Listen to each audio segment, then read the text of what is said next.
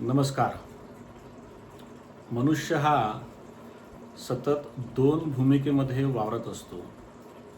आपल्याला माहिती आहे, आपण अनेकदा म्हणतो सुद्धा की माणूस हा आयुष्यभर विद्यार्थी असतो, कारण तो आयुष्यभर काहीतरी शिकत असतो. त्याला कधी परिस्थितीकडून शिकायला मिळते, कधी त्याला अनुभवातून शिकायला मिळते. असं वेगवेगळ्या पद्धतीने तो आयुष्यभर काहीतरी शिकत असतो. म्हणून आपण असं म्हणतो की तो मनुष्य हा आयुष्यभर एक विद्यार्थी असतो. परंतु त्याची दुसरी भूमिका पण त्याला एक निभवावी लागते. ज्याप्रमाणे मनुष्य हा आयुष्यभर विद्यार्थी असतो, त्याचप्रमाणे तो आयुष्यभर एक सैनिकसुद्धा असतो, एक योद्धा असतो. तो सतत कुठल्या ना कुठल्या परिस्थितीशी संघर्ष करत असतो. कधी आयुष्यातील आजारपणाशी संघर्ष करतो, कधी आप्तेष्टांसोबत त्याला कधी कधी न आवडणाऱ्या विषयावरती संघर्ष करावा लागतो. तो ज्या ठिकाणी काम करतो, कार्यरत असतो, त्या ठिकाणी त्याला कधी रुची नसलेल्या विषयासोबत त्याला दोन हात करावे लागतात. कधी त्याला विरोधकांशी संघर्ष करावा लागतो, परिस्थितीशी संघर्ष करावा लागतो. असे विविध पैलू आहेत जीवन जगताना की ज्याला वेगवेगळ्या स्तरावर वेगवेगळ्या प्रकारचा हा संघर्ष करावा लागतो. म्हणून मनुष्य हा आयुष्यभर ज्याप्रमाणे विद्यार्थी असतो, त्याचप्रमाणे तो आयुष्यभर एक योद्धा असतो, एक सैनिक असतो. आता गंमत बघा, एक चांगला विद्यार्थी आणि एक चांगला सैनिक ह्या मनुष्य जीवनाच्या एकाच नाण्याच्या दोन बाजू जरी असल्या, एकमेकास पूरक गोष्टी जरी असल्या, तरीही त्यामध्ये एक विरोधाभास आहे. ती गंमत अशी आहे की ज्या विद्यार्थ्याला प्रश्न पडतात, ज्याच्या मनामध्ये जाणून घेण्याची उत्सुकता असते, ज्या विद्यार्थ्याला काहीतरी वारंवार वेगवेगळ्या विषयावरती विचारावंसं वाटतं, प्रश्न करावे वाटतात, तो एक चांगला विद्यार्थी म्हणून समोर येतो. तो एक चांगला आदर्श विद्यार्थी म्हणून त्याची गणना होते. परंतु सैनिकाच्या बाबतीत किंवा एका योद्ध्याच्या बाबतीत असं मुळीच नाही आहे. ज्या सैनिकाला प्रश्न पडतात, ज्या सैनिकाच्या मनामध्ये शंका असतात, तो आदर्श सैनिक म्हणून, एक चांगला सैनिक म्हणून त्याचं नाव कधी समोर येत नाही. तो त्या भूमिकेला कधी 100% न्याय देऊ शकत नाही असं म्हटलं जातं. कारण सैनिकाचं जॉब प्रोफाईल हे वेगळं आहे. परंतु इतिहासामध्ये असा एक योद्धा सैनिक होऊन गेला आहे की ज्यांनी रणांगणावरती प्रश्न विचारले आहेत. आपण आपलं आयुष्य जेव्हा निभावत असतो, जगत असतो, ज्याप्रमाणे आपल्या आयुष्यामध्ये आपण संघर्ष करत असतो, आपल्या जीवनाच्या रणांगणावरती आपण युद्ध करत असतो, हे करताना आपल्याला एका उचित मार्गदर्शकाची, उचित एखाद्या गुरुची नितांत आवश्यकता असते. हे सर्व यशस्वी करण्यासाठी, हे सर्व निभावून नेण्यासाठी. तर इतिहासामध्ये असा एक योद्धा सैनिक होऊन गेला आहे की ज्याला रणांगणावरती प्रश्न पडले आहेत. होय, दोन परस्परांसमोर उभे असलेले सैन्य दल, युद्धासाठी उभे असलेले सैन्य दल, रणांगणावरती एकमेकांना ताण देत असलेले सैन्य दल हे युद्धासाठी आसुसलेले असताना एक योद्धा सैनिक त्या दोन्ही सैन्याच्या मध्ये जातो आणि म्हणतो, होल्ड ऑन, थांबा, I have a more question, मला काही प्रश्न आहेत. आणि एक गोष्ट आपण लक्षात घेतली पाहिजे की एका सैनिकामध्ये एक आदर्श विद्यार्थी पण लपलेला असतो आणि त्यामध्येच एक आदर्श योद्धा, एक विद्यार्थी पण लपलेला असतो आणि एक सैनिक पण लपलेला असतो.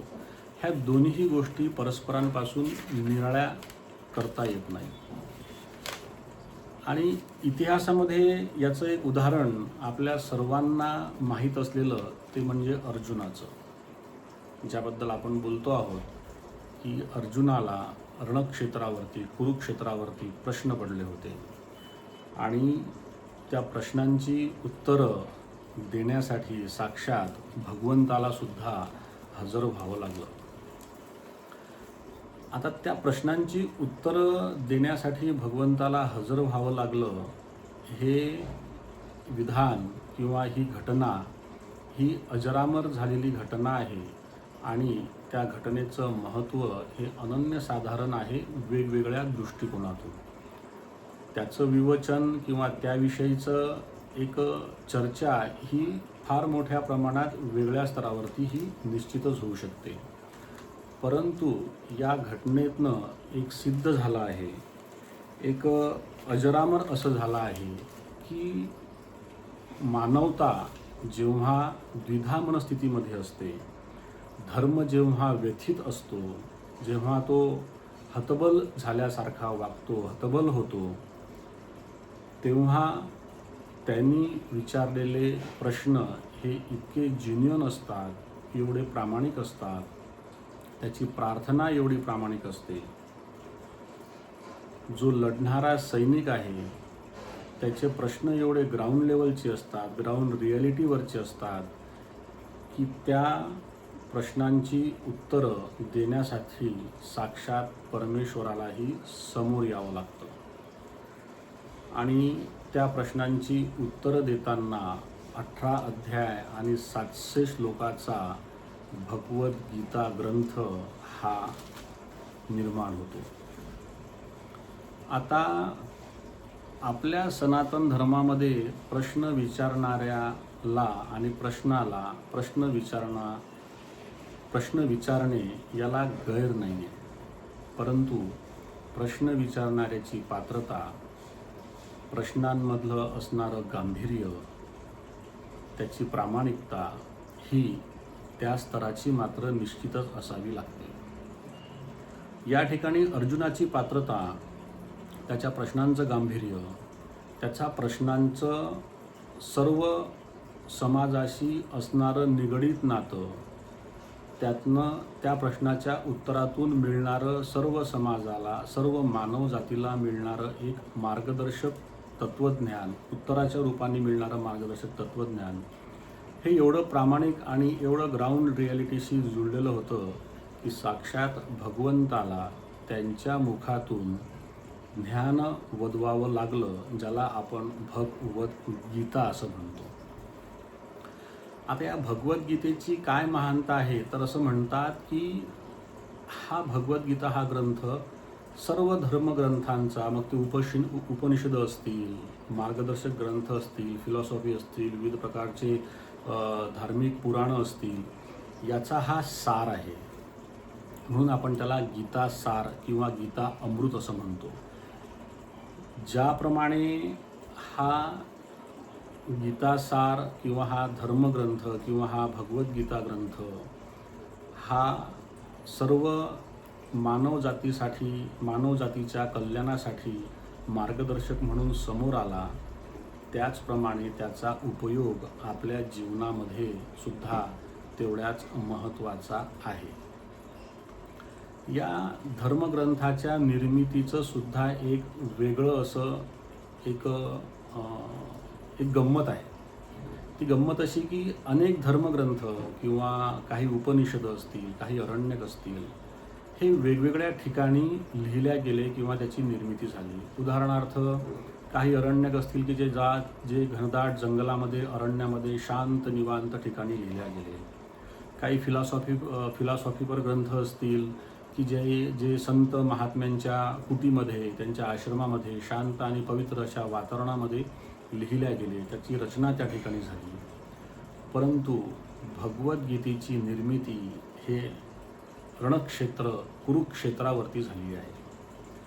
त्यामुळे आपण आपल्या आयुष्याच्या रणक्षेत्रावरती जेव्हा संघर्ष करतो आणि जेव्हा आपण गोंधळलेल्या अवस्थेमध्ये असतो, जेव्हा आपण विविध प्रश्नांमध्ये जखडलेले असतो, त्यावेळी भगवद्गीता हा ग्रंथ आपल्याला निश्चितच मार्गदर्शक म्हणून आपल्याला समोर येतो. आता भगवद्गीता ग्रंथ वाचताना किंवा भगवद्गीताचा अभ्यास करताना भगवद्गीते या ग्रंथाची ही मुळीच अपेक्षा नाही आहे की तुम्ही शांत असले पाहिजे, तुमचं मन हे निर्मळ असलं पाहिजे. किंवा आपण बरेचदा असं म्हणतो की मी एखादं पुस्तक वाचतो, एखादा ग्रंथ वाचताना आज माझं मन लागत नाही आहे किंवा आज माझी मनस्थिती स्थिर नाही आहे, मी आज विचलित आहे, आज माझा मूड नाही आहे. अशा विविध मनाच्या कपोलकल्पित अशा एक आजारामध्ये आपण गुंतलेले असतो आणि आपण वाचण्याला बगल देतो. परंतु भगवद्गीता ग्रंथ असं म्हणतो की ज्यावेळी तुम्ही तुमच्या कार्यक्षेत्रातील रणक्षेत्रावर, रणांगणावर, कुरुक्षेत्रावर तुम्ही जेव्हा हतबल असाल, जेव्हा तुम्ही असंख्य प्रश्नांमध्ये गुरफटलेले असाल, तुमची मनस्थिती स्थिर नसेल, त्याच वेळेस तुम्ही हा ग्रंथ वाचला पाहिजे, जेणेकरून तुमचं आयुष्य सुकर होण्यामध्ये, आपलं जीवन हे यशस्वी होण्यामध्ये, आपलं रणक्षेत्रावरचं युद्ध जिंकण्यासाठी, आपलं सर्वांचं जीवन हे जीवनाचं कल्याण होण्यासाठी, ते निभवण्यासाठी भगवद्गीता ग्रंथ हा निश्चितच मार्गदर्शक प्रत्येकाच्या आयुष्यामध्ये समोर येतो, हे मात्र निश्चित आहे. धन्यवाद.